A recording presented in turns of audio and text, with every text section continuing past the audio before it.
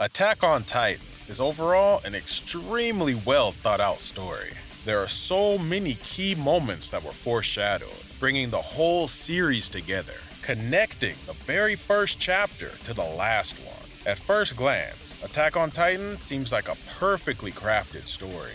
But did you know that there are actually some contradictions in the story that readers have managed to point out? The series did go on for over 11 and a half years, so I can understand why there would be some contradictions. But at the same time, I wonder if what people think are contradictions really are. In this video, I've gathered 5 contradictions in Attack on Titan that have been discussed online the most, and we'll talk about these while discovering whether they really are contradictions or not. Please be aware, this video may contain spoilers up to the last chapter of the manga. In 5th place, we have the Royal Bloodline. Before Attack on Titan's manga had even finished, this was a contradiction that had become the topic of conversation. If all the subjects of Ymir are descendants of the founder Ymir, and therefore children of Maria, Rose, and Sina, then wouldn't they all have the blood of King Fritz? Maria, Rose, and Sina were the daughters of King Fritz and the founder Ymir. They ate the remains of Ymir, which is what allowed them to inherit the powers of the Titans. Aren't all Eldians descendants of one of these 3, and that's why they can turn into Titans? There's a rule that only members of the royal family can use the power of the founding Titan. But the protagonist, Eren, was able to activate the founding Titan's powers by teaming up with Zeke, a royal family member. But since Eren's also a descendant of either Maria, Rose, or Sina, he should have royal blood too, which means that he should be able to use the founding Titan's power without needing any help from Zeke. But in the story, only those from the royal bloodline, like Zeke, who's the son of Dinah Fritz, and Historia, who's a member of the Rice family, can use the power of the founding Titan. And people pointed this out as one of the contradictions of the series. There hasn't been a full explanation given by Isayama Sensei about the royal bloodline, even now that Attack on Titan has ended. But since this is Isayama Sensei we're talking about here, it's highly likely that there's some meaning or explanation for the royal bloodline mystery. Many theories about this have been put up online and discussed, and I'd like to talk about some of these that I think hold the most weight. The first theory is that the founder Ymir had children not only with King Fritz, but also with a normal man as well. Maria, Rose, and Sina are the children of King Fritz and Ymir, who together make up the royal bloodline. So maybe Ymir and this ordinary man are the ancestors of Eren and the rest of the subjects of Ymir. The second theory is that King Fritz had another wife in addition to Ymir, who was his actual queen. And so Ymir herself wasn't really royalty. Don't forget that the founder Ymir was shown to be King Fritz's slave. So we can take this to mean that King Fritz probably had another wife, his actual queen. If this is the case, then the legitimate first generation of the royal bloodline would be the children of King Fritz and his queen, while the subjects of Ymir would be the descendants of Maria, Rose, and Sina. The power of the founding Titan has been inherited by members of the royal family for generations. If a King Fritz from another generation had children with the subjects of Ymir, then that would explain how the royal family got Titan powers. The question here is which King Fritz first had children with the subjects of Ymir. Some people think that King Fritz the 144th might have been the most likely. After that, King Fritz the 145th inherited the power of the founding Titan and fought against the Typer family and Marley in the Great Titan War, which ended with him hiding in the walls. So, there had to be someone in the royal family who could transform into a Titan, before the reign of King Fritz the 145th at least. Alternatively, if King and Queen Fritz had a son, and that son also had children with Ymir, those kids would without a doubt possess the power to be able to transform into Titans. The last theory is that King Fritz II had children with one of the 3, Maria, Rose, or Sina, which created the royal bloodline. It's assumed that either Maria, Rose, or Sina had inherited the powers of the founding Titan. and whoever did got pregnant by King Fritz II, and that baby would later eat her so she could pass her powers down. On the other hand, between Maria, Rose, and Sina, whoever didn't have children with King Fritz II must have had kids with an ordinary Eldian, which resulted in the creation of the subjects of Ymir.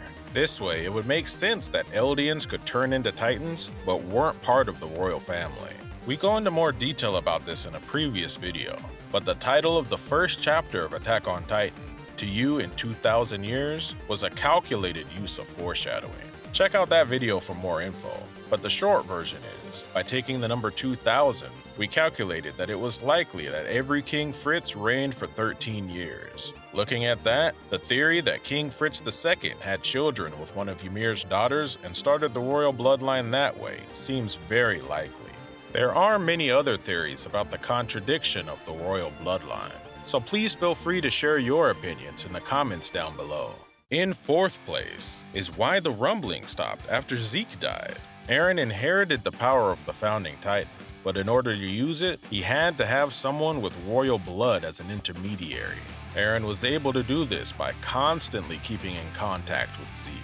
After that, Eren, who had gotten the founder Ymir to sympathize with him, started the rumbling. However, people are wondering why the rumbling stopped when Zeke died. In order for Eren to use the founding Titan's power, he needed to have Zeke with him. But after speaking with the founder Ymir himself, Ymir decided to work with Eren independently, so Eren should have no longer needed Zeke. This is what many readers thought. In chapter 137, Zeke chose to appear in front of Levi and got decapitated on purpose. This is when readers started to think, if Zeke's death could still stop the rumbling, then what were Ymir's true intentions?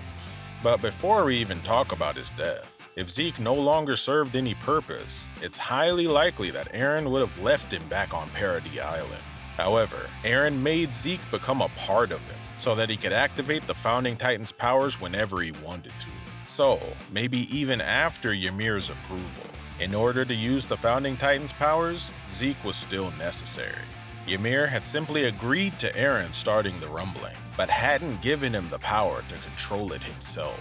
Zeke served the purpose of connecting Eren to Ymir, and if Zeke's death meant that the founding Titan's power could no longer be used, then there isn't a contradiction here. The contradiction we have in third place is why didn't Eren and Zeke cause the rumbling back when they met in Marley? This plot hole has been pointed out a lot by readers online. So, maybe many of you are curious about this one too.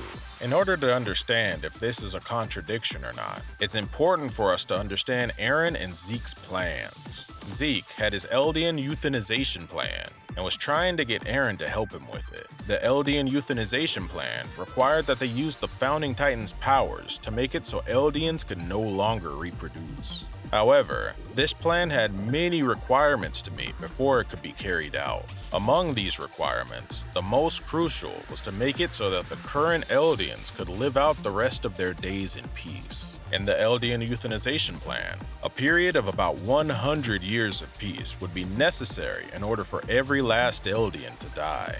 However, at the same time, other countries like Marley were planning on killing the Eldians on Paradis Island. So Eren and Zeke delayed the invasion of Paradis Island by killing the Marleyan military leaders during Willy Tiber's speech. Also, they waited until the global fleet that was planning on invading Paradis Island had assembled, so that once it had, they could start the rumbling. And that would cause all the forces that were against the Eldians to be crushed in one go. Based on this plan, you can see why Zeke wouldn't have wanted to cause the rumbling when he met Eren and Marley. On the other hand, Eren's goal was to cause the rumbling and get killed by Mikasa or Armin, making the Eldians of Paradis Island become the heroes that saved the world. In order to achieve this goal, he would have to return to Paradis Island and make sure that Mikasa and Armin would not hesitate to kill him. So there would be no reason why he would start the rumbling in Marley before meeting them and getting them to see him as a villain. At first glance, it might seem strange that Eren and Zeke didn't start the rumbling earlier when they first talked in Marley. But if you look back after having read the whole story, their reasons become clear. In the second place on our list is why the scouts were allowed to be formed in the first place. In Attack on Titan, it was forbidden for the humans living inside the wall to be interested in the outside world. For example, Armin's parents were shot when they were trying to escape the wall on a hot air balloon. Even Erwin's father got killed by the military police for believing that there were humans outside the walls. Basically, anyone who had any interest about what lied beyond the wall would end up disappearing. This brings us to an obvious question. Why were the scouts, who operate outside the walls, allowed to be formed? There's no true explanation for this contradiction in the series. A likely explanation for why the scouts existed is that they were formed to control the expectations about the outside world of those living in the walls. King Fritz, the 145th, altered the memories of the people living in the walls, but people born after that lived without knowing the threat that the Titans outside the walls posed. The monarchy might have been genuinely encouraging the people to have hope about finding out the truth of the Titans and being able to live outside the walls. Or, the more likely reason is that they may have had the intention to use those hopeful types to instill fear into the people, making them believe they had no chance against the Titans and that the outside world was too dangerous. If so, then unique or talented members of the Scouts, like Levi, Erwin, and Eren, might have been something the monarchy didn't expect to happen. You can even say it's ironic that the Scouts were the ones that ended up bringing an end to the monarchy's rule. Alright, our first place contradiction is the delayed progress of civilization within the walls. The contradictions in Attack on Titan don't all lie within the story itself. There have been many readers with lots of opinions on the difference on the level of civilization between the people in the walls and the Marleyans. The biggest one that seems to be brought up the most often is 3D maneuver gear. 3D maneuver gear has a mechanism with a rotating motor, and it's powered by gas. On top of that, this device is very powerful, as it can support the weight of an adult human, allowing you to fly around with it. Only a highly advanced civilization would be able to create 3D maneuver gear. On the internet, people have brought up the question of how come they can make 3D maneuver gear when they can't even make cell phones. And if the technology necessary to build 3D maneuver gear is similar to what's necessary to build motorized vehicles, then why do they have to ride around on horses? Isayama Sensei addressed some of these claims in an interview, where he evaded the question by saying, "I don't remember how I came up with the idea for the 3D maneuver gear." Many people think that unless your body is basically made out of steel like Reiner, if you even attempted to use the 3D maneuver gear in real life, you'd end up dying from all the bones you would break. Some people wondered why they didn't use hot air balloons with artillery on them to attack the Titans from above. And maybe the hardest one to ignore was where they even got the resources to make the weapons that they do have. There are many people complaining about these contradictions in the technology used in Attack on Titan. But I think if he made the setting completely devoid of all contradictions, then it also wouldn't have been as enjoyable.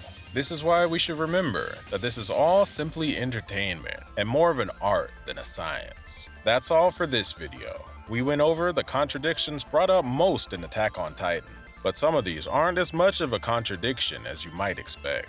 We can appreciate the intricacies of the story and how well thought out it is because there aren't any major contradictions.